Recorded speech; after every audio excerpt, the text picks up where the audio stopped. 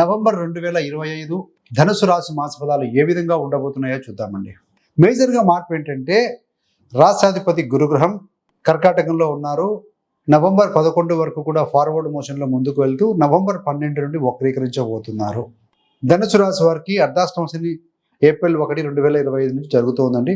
శనైశ్వరుడు కూడా మేజర్గా మార్పు తీసుకోబోతున్నాడు. 4.5 నెలల తర్వాత నవంబర్ 28వ తేదీ నుండి ఆయన వక్రీకరణ వదిలి ఫార్వర్డ్ మోషన్లో ముందుకు వెళ్ళబోతున్నారు. మరి భాగ్యాధిపతి రవి కూడా 2 రాశులు మారుతారండి. 16 నవంబర్ వరకు కూడా ఆయన తుల రాశిలో ఉంటారు. తుల రాశిలో రవి బలహీనుడు. 17 నవంబర్ నుండి నెల రోజుల పాటుగా మిత్రక్షేత్రమైనటువంటి ఈ యొక్క వృశ్చిక రాశిలో స్థితి పొంది ఉంటారు. సప్తమ దశమాధిపతి బుధగ్రహం కూడా 2 రాశులు మారుతారు. కాకపోతే ఏంటంటే ఆయన నవంబర్ 9 నుండి వక్రీకరించి 23 వరకు కూడా వక్రీకరణ స్థితిలోనే వృశ్చికంలో ఉంటారు. 24 నుండి వక్రీకరించిన స్థితిలో మిత్రక్షేత్రమైనటువంటి యొక్క తులా రాశిలో స్థితి పొంది ఉంటారండి.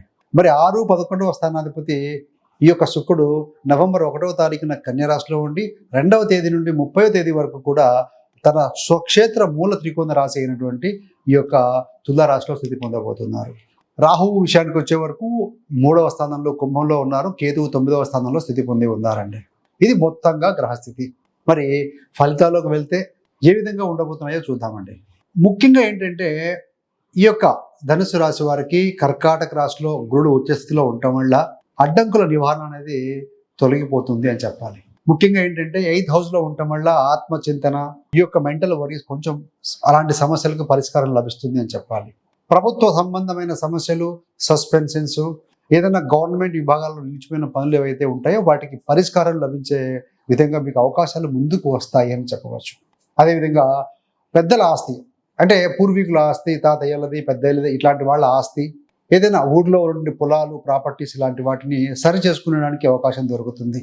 అదేవిధంగా గురుడు ఆధ్యాత్మిక గ్రహం కాబట్టి ఆధ్యాత్మిక మరియు జ్ఞాన సాధనలో ముందుకు వెళ్తారని చెప్పవచ్చు. అష్టమ స్థానము దీర్ఘ ఆలోచన అండి. కాబట్టి ఏంటంటే ముఖ్యంగా ఈ సమయంలో మీరు ఆధ్యాత్మికంగా బలపడతారు అని చెప్పవచ్చు.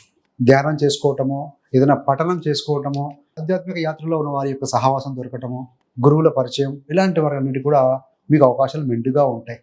మరి ఈ యొక్క గురు శని కోణగ్రహ స్థితిలో ఉన్నారు కాబట్టి ధర్మకర్మ యోగానికి కారకులు గురు శని. కాబట్టి మీ యొక్క కేసులు, ఏదైనా కోర్టు కేసులు ఉంటే మీకు అనుకూలంగా తీర్మానం వచ్చే సూచనలు కూడా కనపడుతున్నాయండి.